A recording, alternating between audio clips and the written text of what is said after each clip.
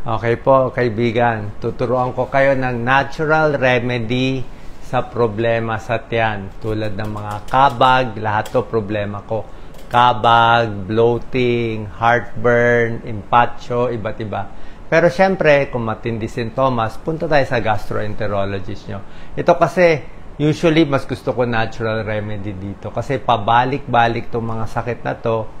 Tsaka halos na-try ko na, ang dami ko ng tableta na nainom dati dito eh. Para sa akin kasi hindi ko naman mainom yung mga tablets for life. Tsaka may side effect din yung mga tableta. Puro natural remedy ginagamit ko. Kasi ang problema ko dito sa kabag ko, irritable bowel syndrome yung akin eh. For several years, actually parang 20 years na to nararamdaman ko. So, isang problema muna, kabag. Puro mahangin, malaki lagi ang tiyan, di ba? Mahirap ang pakiramdam. So, maraming technique. Actually, dito, tinuturo na agad ang technique eh. Hot water, pwede. Di ba? Exercise, mamaya tuturo ko sa inyo paano yung exercise para lumabas yung kabag. Ano, mahangin ang tiyan. Okay? So, merong mga bagay na iiwasan. Tuturo natin mga iiwasan. Pag kumakain kayo, syempre, dapat dahan-dahan ang kain. Pag mabilis ang kain, ako minsan mabilis kumain, mas mabilis sumakit ang tiyan, indigestion, at kabag. Okay? Sigarilyo, hindi rin maganda. Alak, hindi rin maganda.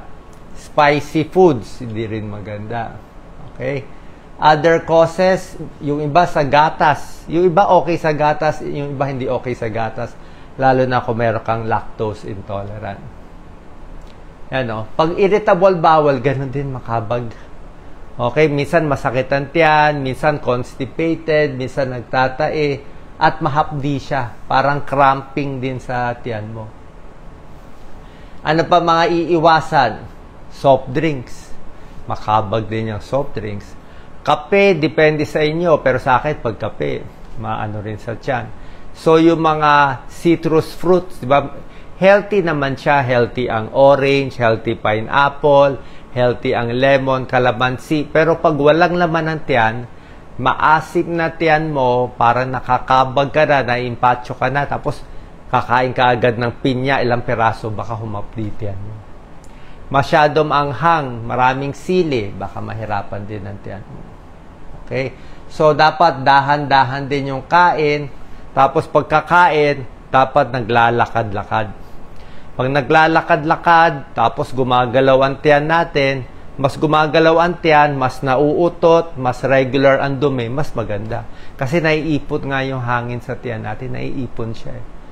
Tapos pag acidic, gano'n din. Pag may GERD ka, parang punong-puno yung tiyan mo. Isa pa, mga oily foods, babawasan natin. Ano ba oily? Mga prito, fried rice, oily, di ba? Kanin lang, oily na. O minsan sa plato, maraming mantika. O mga bulalo, minsan very oily. Pag kumain tayo sa restaurant, nararamdaman natin sa labi natin, di ba? Masarap, pero ang oily, ang salty. Kaya, matagal sa tiyan yon. Pag oily foods, fast food, matagal sa tiyan, mas naiimpatcho ka. Mas parang punong-puno lagi. Mas nahihirapan ka huminga. Kasi nga, pag oily foods, matagal manatili sa tiyan. Meron din pagkain nakakagas. May mga gulay, lettuce, depende sa inyo. Okay, ito nga, beans, depende sa inyo. Yung ba, nagagas. Pero, healthy kasi siya eh. So, sa tamang dami lang. Carbonated drinks, sigarilyo, chewing gum, pwede magkakabag din siya. So, dapat dahan-dahan lang ang kain. Maganda may lakad, may exercise para gumagalaw ang tiyan. Tapos yung kain, wag din sobra dami. Kasi pag sobra dami ang kinain natin, naparami yung kain natin, mag-iimpatcho din yan eh. Actually, itong mga symptoms na to, halos sama-sama lahat yan eh. Minsan heartburn ako, maasim. Minsan makabag ako. Minsan mahapdi, parang humihilab ang tiyan. Isa pa, salita ng salita. Diba? Kung meron kang kausap, mabuti ko ang kwentuhan nyo, chismis. Kung chismis ang kwentuhan nyo, baka relax ka naman, baka hindi ka kabagin. Pero kung may kaaway ka, may presentation, nai-stress ka sa boss mo, nagsasalita ka, kakabaging ka, lalaki ang tiyan mo. Tsaka pag kinabag ang tiyan, ang problema dyan, maiipit ang tiyan mo. So, masakit sa tiyan, masakit yung muscle sa likod, parang ang laki-laki ng tiyan, mahirap po. Kaya maganda nga, maluwag yung pantalon nyo. Pag nasa bahay kayo, dapat maluwag para hindi na lalo maipit. Tapos sa mga overweight, malaki na ang tiyan, mataba na, may bilbil na, tapos kabag pa, lalong sisikip eh. Kaya dapat mas payat tayo. Mas payat, kahit may kabag, mas kakayanin. Simple carbs, actually, mga noodles, kahit instant noodles, mas kalmado yung tiyan. Kasi hot water siya. Hot water, hindi ko sinabi healthy ang noodles ha. Pero ang point is, basta mainit, carbohydrates lang, noodle o mas kalmado ang tiyan. Ito lang nga maasim, ingat tayo. Dito, tignan lang kung okay sa inyo yogurt or hindi. Ako, saging gusto ko. Saging, pang-ulcer, pang-gastritis, pwede yan saging. Ito, mga healthy foods. Ito, mga exercise. Ito, ginagawa ko. Pag sobra ng kabag, di ba? Sobra ng sakit, lalo na sa hapon sa gabi, hinihiga ko siya. So, hinihiga, iniipit-ipit ko. Hindi naman kailangan ganyan. Pwede isang paa muna, kabilang paa, tapos kakaliwa ka konti dito. Ang point lang dito, yung hangin sa tiyan, parang iniikot-ikot mo. Para gumalaw siya mula sa small intestine, pumunta siya sa large intestine. Kasi bawat ikot mo, tumataas yung hangin eh. So, mapapansin mo yan ha. 10, 15 minutes, 30 minutes, higa ka, ikot-ikot. Kahit iba't iba, side, gitna, dapa, minsan parang naka-Arab pose, ganyan. So, pag ikot-ikot mo, magugulat ka na lang, mamaya, uutot ka na ng uutot. Pwede to, cut and camel. Pag umutot ka na ng marami, baka madumi ka pa, yun ang pinakamaganda. Lalabas na yung kabag. Kaya nga, hindi nga pwede constipated ka eh. Kasi pag constipated ka, nagtitibig ka, di lalo na ipon yung dumi. Sabay pa yung hangin. Ano danger sign sa kabag? Ang danger sign sa kabag, kung matagal na, pa-check na lang. Diba? Wala nang masama. Kung may dugo, bawal din yan sa dumi. Kung namamayat, nagsusuka, ibang usapan yun. Okay. Pero sa akin kasi, irritable bowel. Ang irritable bowel syndrome, napakatagal na sintomas. Parang ilang years na, puro kabag, puro ganyan, wala naman makita ang doktor. Irritable bowel syndrome is stress-related. Stress-related, related sa depression, related sa mental health. So, yan mainly yung kabag. Ito naman, para sa impatcho. Halos ganun din yan eh. Sa impatcho, ganun din. So, nai-impatcho ka kasi mahangin o mabilis ang kain mo.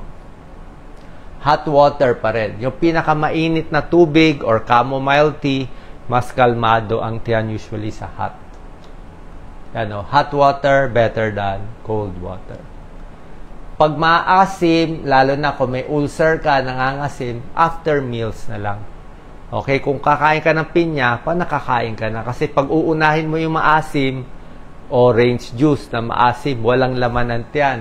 Alak, walang laman ng tiyan. Baka sumakit ang tiyan natin, di ba?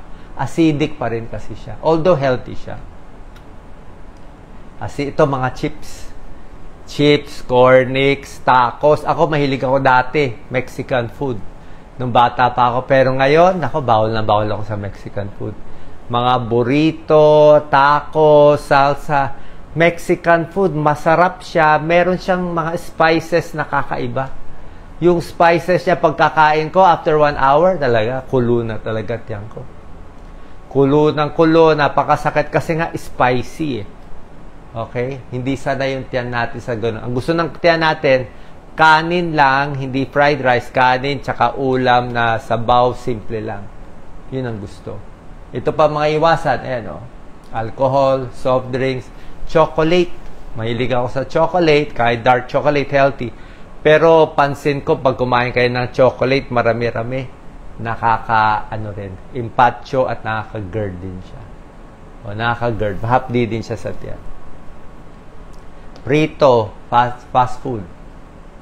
Home remedies, chamomile tea. Pwede ang chamomile tea. Hot pack. Tapos sa gabi, minsan binabalot ko sa unan. Mas mainit, mas kalmado. Tapos maluwag lang ang pantulog. Luya, pwede. Wag lang masyado matapang. Saging, pwede. Manok, ito mas okay. Basta wag lang mamantika at saka konting gulay. Huwag hihiga agad, okay? Pagkakain, huwag hihiga kasi pag humiga agad tayo, maha-heartburn naman tayo. More tubig, more exercise, tapos nag-exercise, gagalaw-galaw. Mga bagay pa ito, loose clothing. Yan.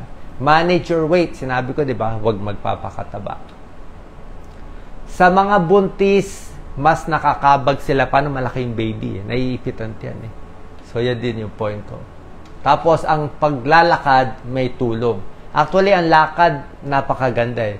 Walking, exercise, good for digestion, good for sleep, pampababa ng blood sugar, maganda sa varicose, maganda sa blood circulation. Kaya, lakad-lakad, stretching, at bawas stress.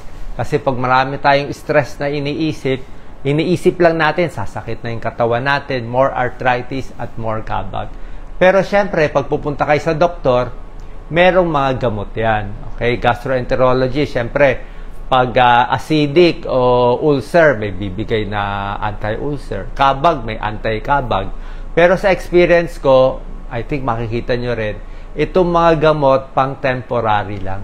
Baka mainom mo 2-3, pero pagkaraan ng ilang linggo, ilang buwan, di mo naman pwede inumin for life eh. Kaya subukan natin itong mga natural remedies na tinuro ko. Salamat po.